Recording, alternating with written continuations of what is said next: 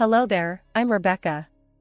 I'm 28 years old, fresh off the boat of a wedding to Richard, a man 7 years, my senior. But let's rewind a bit, shall we? Let me paint a picture of the day Richard and I first met. It was at one of those fancy garden parties our parents loved to throw. I was 18, fresh out of high school, and Richard was 25, the new hotshot in his father's company. I remember him walking up to me, a glass of champagne in one hand. "Rebecca, right?" he asked, his voice smooth as silk. "I've heard a lot about you." I remember blushing, not knowing what to say. "And you're Richard. I've heard a lot about you too." He laughed, a sound that made my heart flutter. Hopefully, all good things. We spent the rest of the evening talking, laughing, and to my surprise, connecting on a level I hadn't expected. It was that night that our parents, seeing us together, got the idea of us getting married. It took a few more years, but eventually, their plan came to fruition. Before we got married, we signed this prenup. It was a pretty simple deal. If one of us cheated, the other got to call it quits and walk away with a cool $3 million. I had no plans of playing away, so I put pen to paper without batting an eyelid. I remember the day we signed that agreement. My dad, a man of few words, but a heart as big as an ocean, looked at me with concern in his eyes.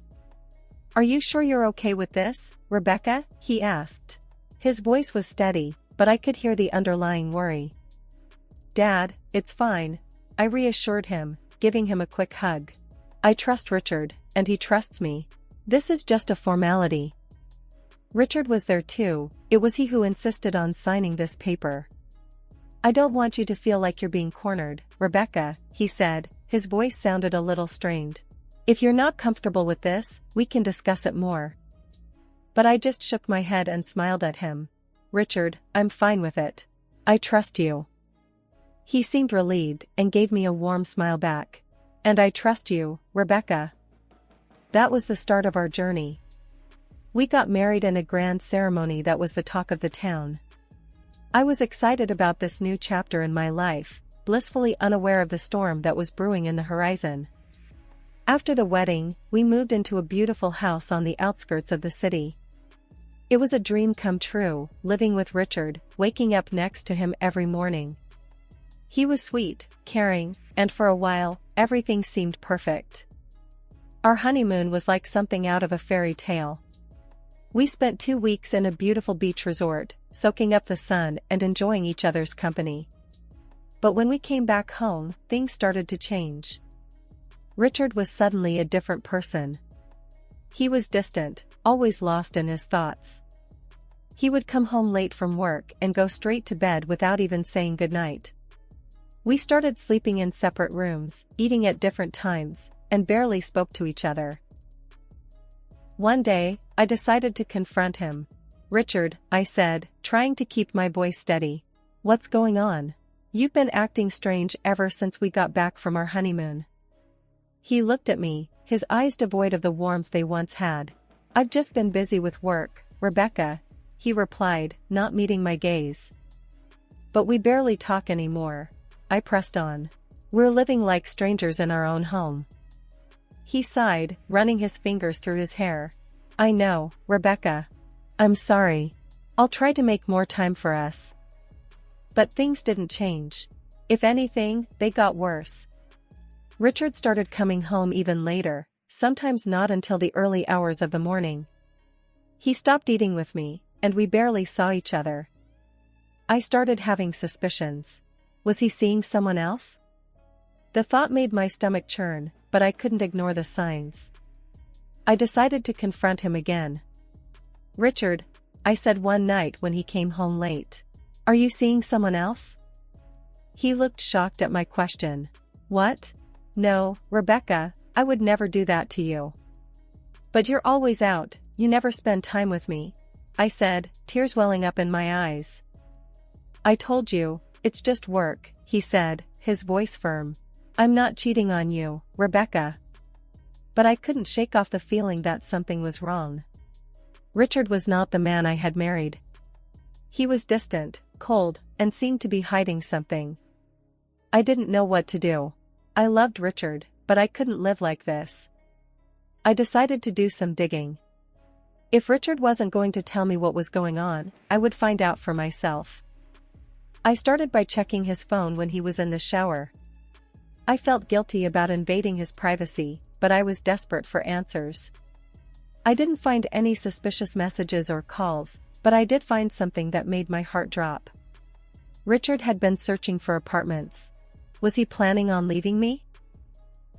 I confronted him about it. Richard, why are you looking for apartments? Are you planning on leaving me? He looked taken aback. No, Rebecca, I was just looking. I wasn't planning on leaving you. But why were you looking? I asked, my voice trembling. I don't know, Rebecca, he said, his voice barely a whisper. I need some space. One day, I decided to talk to my mom about it. She's always been my rock, my go-to person when things get tough. Mom, I said, I don't know what to do. Richard's changed. He's not the same person anymore. My mom listened, her face full of concern. Rebecca, she said, you're both still adjusting. You're newlyweds. It takes time to build a life together. I wanted to believe her, wanted to believe that this was just a phase, that things would get better. But deep down, I knew there was more to it. Richard was hiding something, I could feel it. I tried to shake off the feeling, tried to convince myself that Mom was right. But the feeling wouldn't go away. It was like a nagging voice in the back of my mind, constantly reminding me that something was off. A few weeks later, I gathered my courage and approached Richard. I need a job, I said, looking him in the eye. He looked surprised. You want to work? He asked, raising an eyebrow. I nodded. Yes, I need to do something, Richard. I can't just sit at home all day. He thought for a moment, then said, I can offer you a job at my foundation. We help kids in tough situations. Would you be interested? I was taken aback. Richard's foundation was well known for its work with children. I had always admired the work they did. Yes, I said, without a moment's hesitation. I'd love to. Working at the foundation was a breath of fresh air. I was busy, I was doing something meaningful. I met kids who were strong, resilient, kids who had seen more hardships than any child should. It was heartbreaking, but it was also inspiring. The job kept me busy, kept my mind off the problems at home. Richard and I had our issues, but at least during the day, I had something else to focus on. The work was tough, emotionally draining, but it was worth it. I felt like I was making a difference, like I was doing something important. And for the first time in a long time, I felt happy. But even then, I couldn't shake off the feeling that something was off. Richard was acting strange, distant. I couldn't put my finger on it, but I knew something was wrong. And I was determined to find out what it was. Left with a whirlwind of questions and a heart heavy with betrayal, I decided to hire a private detective. I needed to know if Richard was cheating on me. It wasn't just about my pride, it was about my peace of mind. I couldn't live in the shadow of doubt, constantly wondering what went wrong. And then there was the prenup, the one we signed before we got married. If Richard was cheating on me, it wasn't just a betrayal, it was a costly mistake. I found a detective agency in the city, run by a man named Joe. He was an ex-cop, a grizzled veteran with a keen eye and a no-nonsense attitude. I told him my story, my suspicions, and he listened, his face impassive. I'll do my best, Rebecca, he said when I finished. But I can't promise anything. If your husband is cheating, he's doing a good job of hiding it. I nodded, understanding. I just need to know, Joe. One way or another, I need to know. I remember the day he came to give me his report. His face was serious, his eyes sympathetic. I'm sorry, Rebecca, he said. I couldn't find any evidence that your husband is cheating on you. I felt a strange mix of relief and disappointment. Part of me was glad that Richard wasn't cheating, but another part of me was frustrated. If he wasn't cheating, then why did he leave? What was he hiding? Are you sure, Joe? I asked, my voice barely a whisper. There's nothing at all? Joe shook his head. I'm sorry, Rebecca. I know this isn't what you wanted to hear. I thanked Joe and paid him for his services. As I watched him leave, I felt a profound sense of loss. I was back where I started, with more questions than answers. I was working at a charity fund when he walked in. His name was Daniel, the new guy. He was handsome, with a charming smile that could light up a room. He was smart, with a quick wit and a sharp mind. He was funny, with a sense of humor that could make anyone laugh. And he looked like a famous actor, with his chiseled features and striking good looks. In short, he was my ideal man. But as much as I was drawn to Daniel, I couldn't shake off a feeling of unease. His arrival seemed too perfect, too convenient. I couldn't help but think about Richard and the prenup. If I was caught cheating, I would have to pay a hefty sum of $3 million. Could Daniel be a trap set by Richard to catch me in the act? I decided to hire Joe again, the private detective I had used to investigate Richard. I asked him to look into Daniel, to see if he had any connections to Richard. Joe agreed to take the case. He started investigating Daniel, digging into his past, his connections. He followed him, watched his movements, his interactions. He was as thorough as ever, leaving no stone unturned. In the meantime, I tried to keep my distance from Daniel. It was difficult, especially when he was so charming, so attractive. But I had to be careful. I couldn't afford to fall into a trap, not when there was so much at stake. One day, Daniel asked me out for coffee. I was torn. Part of me wanted to say yes, to get to know him better. But another part of me was scared, worried about what Joe might find. I'd love to, Daniel, I said, trying to keep my voice steady. But I'm really busy right now. Maybe some other time. Daniel seemed disappointed, but he didn't push. Sure, Rebecca, he said, his smile dimming slightly. Some other time. I felt a pang of guilt. What if I was wrong? What if Daniel was just a nice guy, and I was letting my suspicions ruin a potentially good thing? But I couldn't take the risk. Not until I knew for sure. A few days later, Joe came to give me his report. His face was serious, his eyes hard. I'm sorry, Rebecca, he said. But your suspicions were right. Daniel is working for your husband. I felt a rush of emotions. Anger at Richard for trying to trap me. Relief that I hadn't fallen for it. Sadness that Daniel wasn't who I thought he was. But above all, I felt a sense of vindication. I wasn't crazy. My suspicions were valid. Thank you, Joe, I said, my voice choked. You've done a great job. As I watched Joe leave, I felt a strange sense of closure. I had dodged a bullet, avoided a costly mistake. But I had also lost something. The image of the ideal man, the hope of finding love again. It was a bitter pill to swallow. But I wasn't going to let this get me down. I was stronger than that. I was going to move on, to find happiness again. I didn't need an ideal man. I just needed someone who was real, who was honest. And I was going to find that person, no matter what. I could have sent Daniel packing right then and there, but I decided to take a different route. I chose to play along, to befriend him. All the while, I made sure to keep my behavior above board, not giving Richard any reason to point fingers at me. Daniel, however, took my friendliness as a sign of something more. He started to loosen up, thinking he had me charmed. The irony was, he was the one getting played. But I didn't let Daniel in on the secret. I couldn't risk him running back to Richard.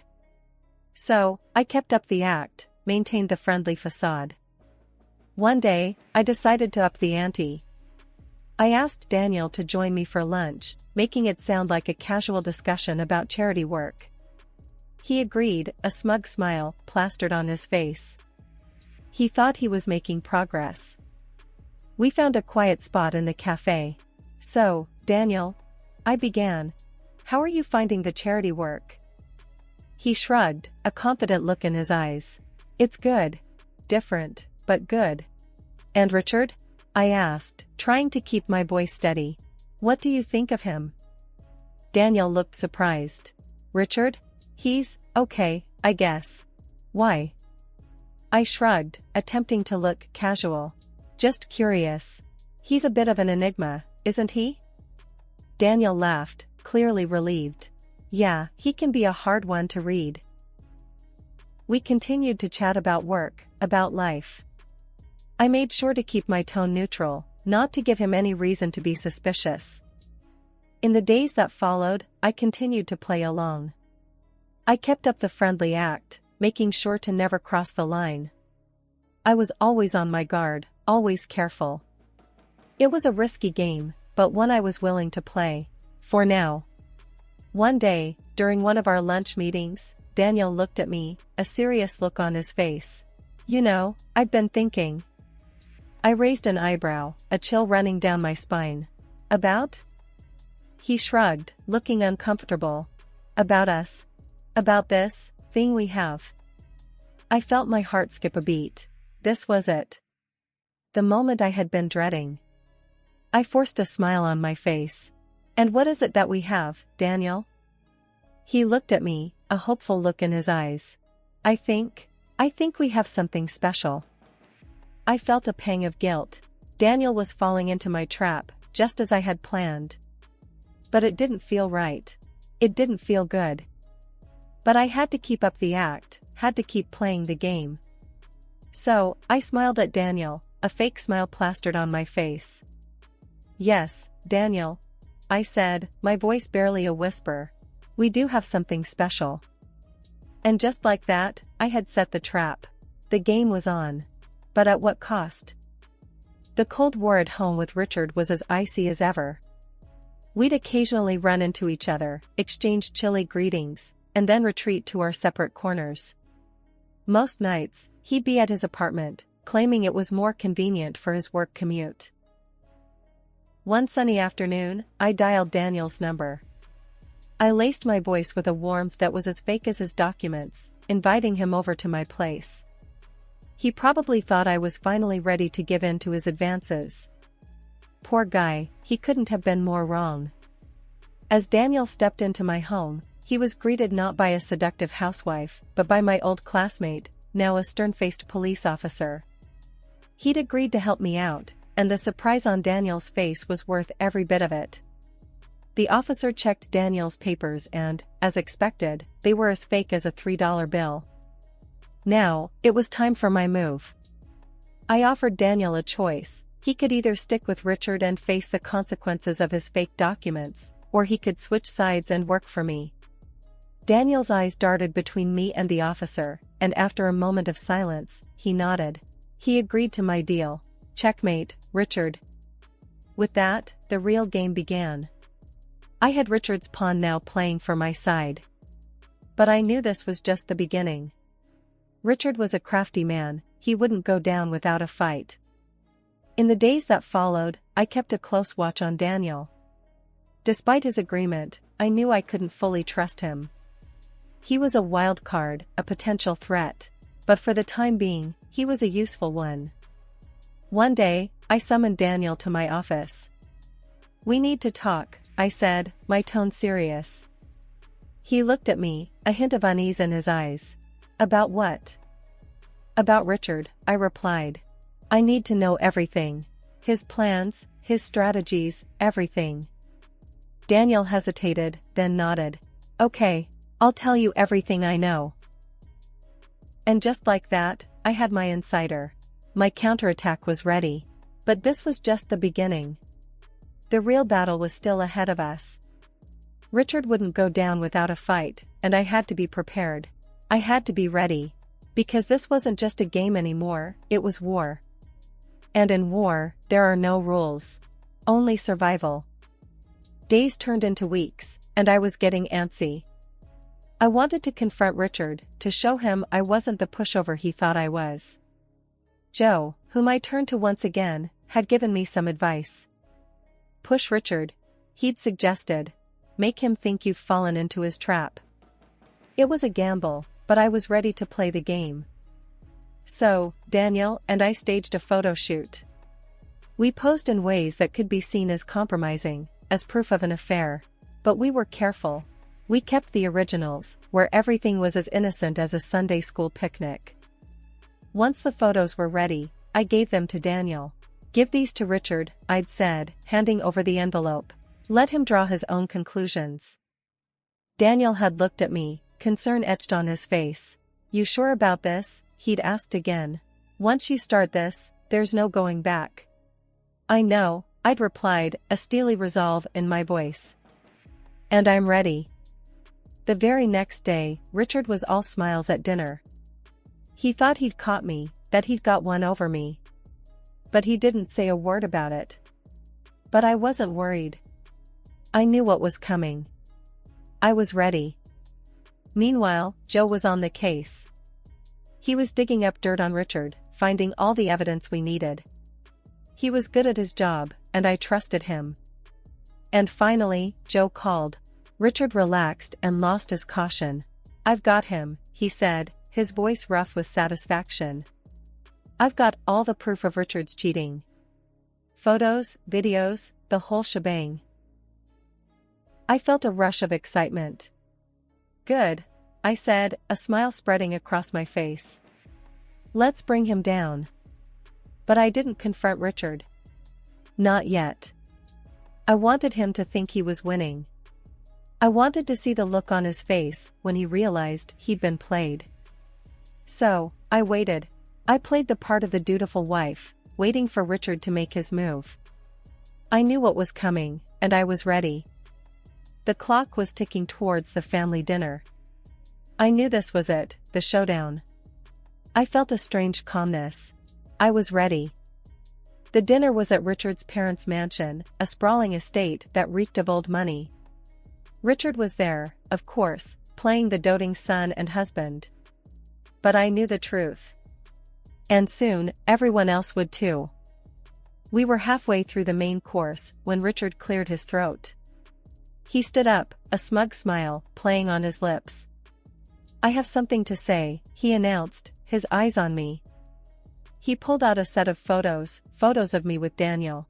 He tossed them on the table like he was playing a winning hand. "Proof," he said, his voice filled with triumph, "of my wife's infidelity." The room went quiet. I could feel everyone's eyes on me. But I didn't flinch. I was ready for this. I calmly stood up, meeting Richard's gaze. "Yes," I said, my voice steady. "I know this man. But he's not my lover. He's an actor. Hired by you, Richard, to frame me." I pulled out my phone and hit play. The room filled with the Daniel's voice, confessing everything. Richard's smile faltered. His eyes widened in shock. But I wasn't done. I pulled out my own set of photos and videos, evidence of Richard's own affairs. I tossed them on the table. "What about these, Richard?" I asked, my voice cold. "Can you explain them?" Richard stammered, tried to deny it, but the evidence was undeniable. His parents' faces turned to stone. My parents, who had been quiet until now, spoke up. "You ungrateful brat," my father roared at Richard. "We trusted you with our daughter, and this is how you repay us?" Richard's mother was in tears.